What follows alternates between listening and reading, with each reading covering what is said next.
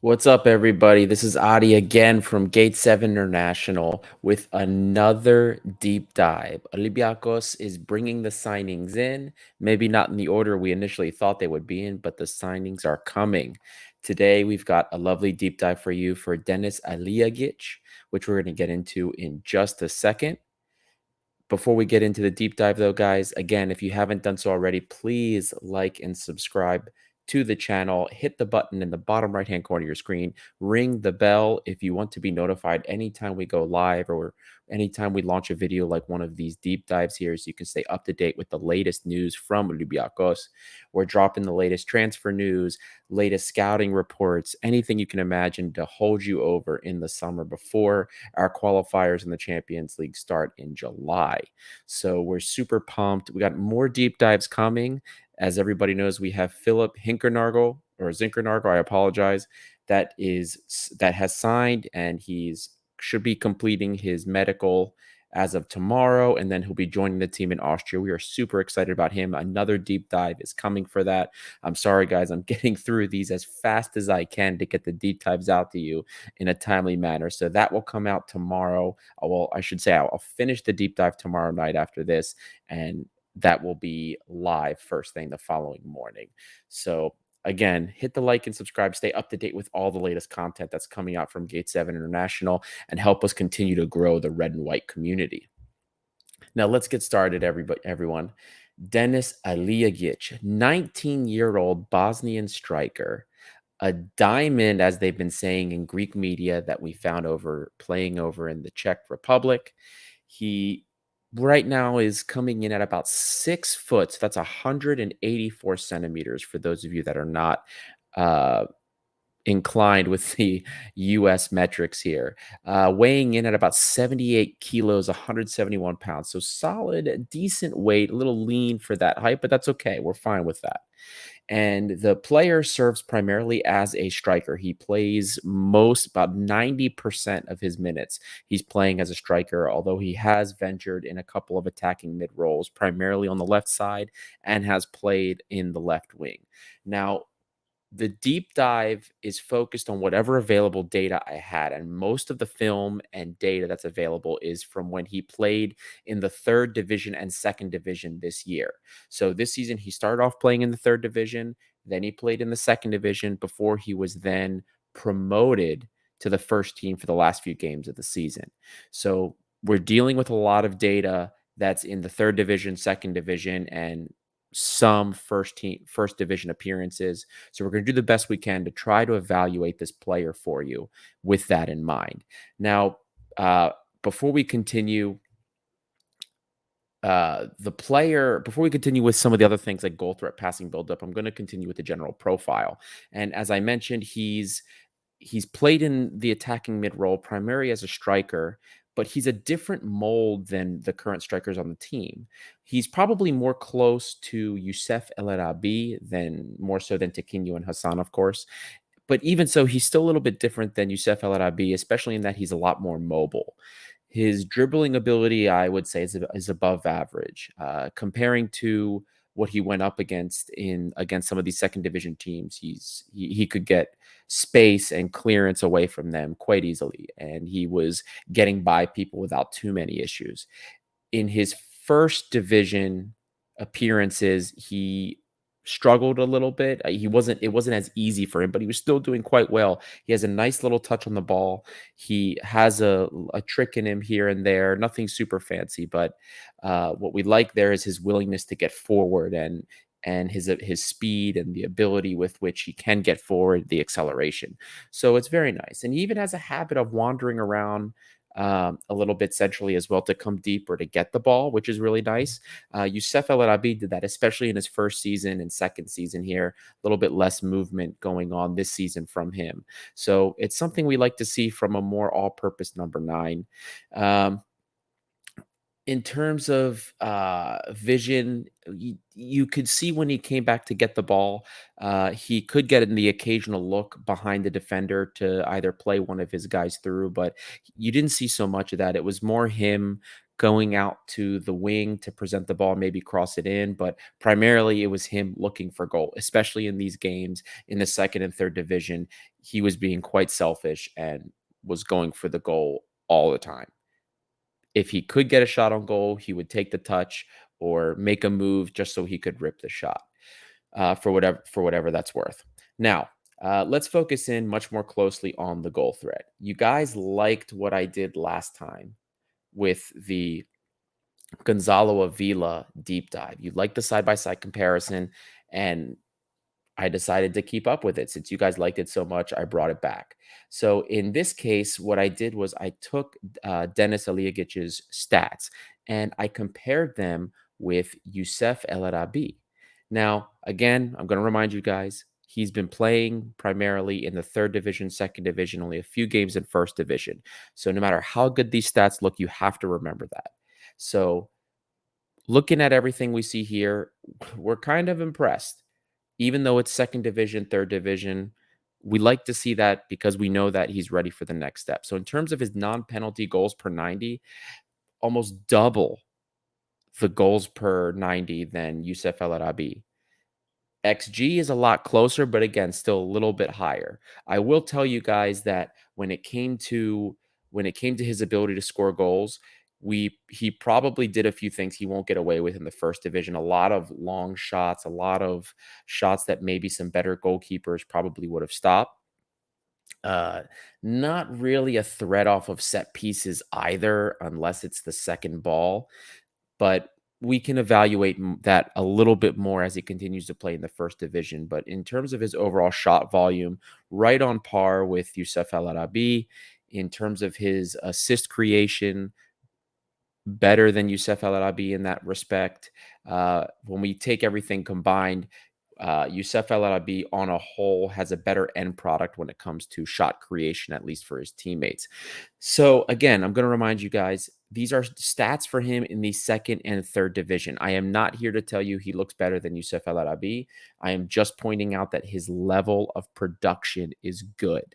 And it's good to see that he is doing it at this level, especially at 19 years old, because it means he's ready for the next step.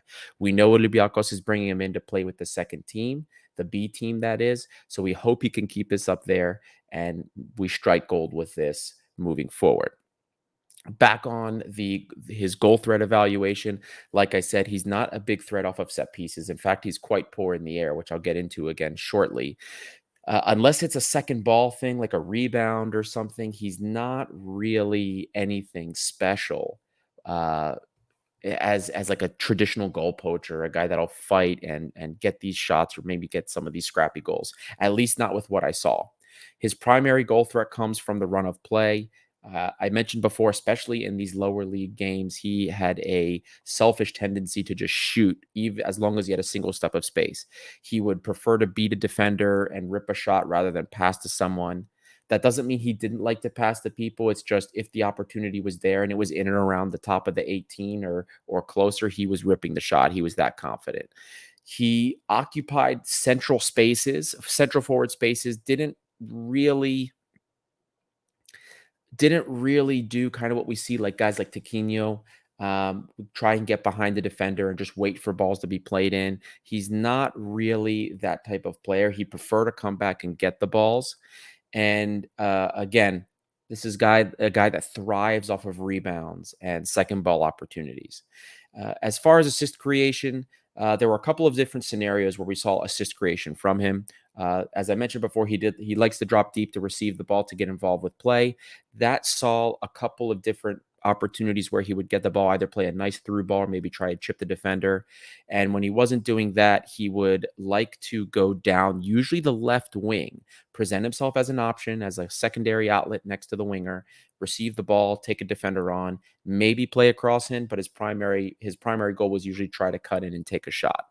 When he did cross, his crossing was actually pretty accurate, I had to say, over 40%, better than our fullbacks last season, most of them, I should say. So not too shabby. And I also want to let you guys know that when it comes to his what I call his selfish tendency to shoot, that's not necessarily a negative thing. We do like to see, especially guys at a young age, have the confidence to be able to do something like this killer instinct. It's just going to be something that we, as he develops, that we do want to see maybe him be able to distinguish between an opportunity that he actually can take versus an opportunity that's better for one of his teammates. That will come with development, and we hope that our coaches and like Ariel Ibagaza and his assistant coaches are up to the task with that, which I do believe that they are. Now, moving on from the goal threat comes his passing ability and possession and build up ability. So here's another set of statistics related to Youssef El Arabi, and here we see a lot more similarities in terms of the volume of passes that he's making, in terms of their pass accuracy, in terms of the number of progressive ball carries and passes. And in terms of this, Youssef El Arabi is a little bit better. Like I said, Youssef El Arabi, in terms of if we're going off of pure skill, is leaps and bounds away from where Dennis is. But what we want to see is Dennis succeeding in the areas that he's been in so far? And that is, yes, he has been. He has a long way to go because remember, guys, these stats from Youssef El Arabi is probably his worst season with us. But Youssef El Arabi at his worst season is better than many strikers that have come through this club. So the fact that we see stats like this that kind of keep pace, even though he's doing them in the second, third division primarily, it is a good sign because it means he's ready for the next step. So we do like to see that. And I'm going to bring up again with regard to his possession and build up, his dribbling ability affords him the ability to create space when he drops deep to receive the ball and help try and move it around because his hold up play is actually pretty good. He reminds me of a more mobile Youssef El Arabi in that respect. Not too much flair. He has a couple tricks in him, but it's not like he uses step overs that often. Maybe the occasional cut back, Cruyff, as some people call it. But really, it's the close control that we're interested in. His overall dribble success last season was about 44%, which isn't the best. But again, in the second and third division, he was just running train on people. It was kind of funny. But when he got into the first division, he was a little bit more conservative, opting to simply just make a little bit of space to the right or left and give the ball up, playing, like I said, a lot more conservative. Um, there isn't really enough data for me to really assess where his ability stands right now in the top flight. He only played a few games, but from what we saw, this is the best assessment that we could make. In possession, he tended to drift to the left, as I mentioned to you guys before in the goal threat segment. And he did the same thing in possession. When he would drop deep, he would like to get to the left. He seems to be more comfortable cutting in with his right foot or going down that left side. You never really saw him do that a lot on the right side. Now, there is a possibility that the left side of the field for them had a lot more going, which is what saw him drift there more. But that's just generally what we saw in that respect. So overall, possession and buildup was there were a lot of positives to take away. Now, lastly, is the defensive ability part. Now, with our strikers, we don't always care too much about their defensive ability outside of maybe pressures and pressing well and doing something to at least assist. So as you can see here, he's again right on board with Youssef El Arabi with most things.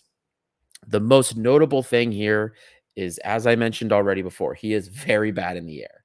Not good at all. Youssef El Arabi actually can win balls in the air, especially when they're crossing in or even when he has to come back and defend. This guy cannot.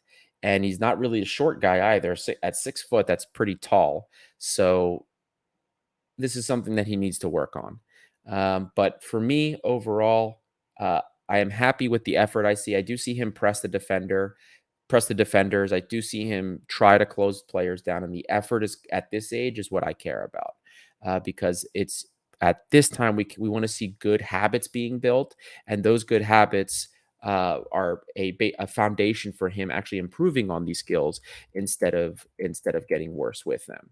So again, not too much to write home about with his defensive ability, but the underlying effort appears to be there on the field. So now that I've kind of given you guys a breakdown of the stats, a breakdown of what I saw, some data, some film. The question most of you are going to be asking, the question some of you have already asked me is, can this kid be a future number 9 for the club?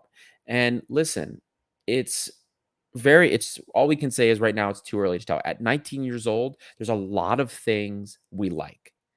And when you see in such a young player a lot more things that you like than you dislike, that's a good first step.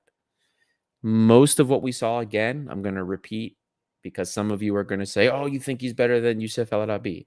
No, that's not true. Most of what we're seeing is in second and third division. The fact that he did so well in second and third division play is a testament to the fact that he is going the right direction. I mean, he had 17, I believe it was 17 goals and 10 assists. I have the data pulled up here, which is incredible. Again, in lower divisions, but look, the kid is doing the right things at his age. We hope that it can translate more to first team football. We hope that coming to Greece, in my opinion, which is a better league, a tougher league at least than where he was playing before in the Czech Republic. But for now, these are all good signs and signs that are pointing towards the right direction. Can he be the future number 9? If he's building on the core of what we're seeing now, he could be. Absolutely. He could be the number 9 that we all kind of hope deep down Dimitris Pinakas would be. But who knows what's happening now with that? We see him training in a Larissa jersey away from the club. Who knows? But the kid has the core skill set to be, once again, what we thought that Dimitris Pinakas could be. Now, there are risks. There are risks because with a young player like this, one of the primary risks you have is off the field things, attitude. Attitude is a huge issue that we see with a lot of these players, and it leads to their downfall. Look at guys like Pinakas. Look at Yanis Masuras.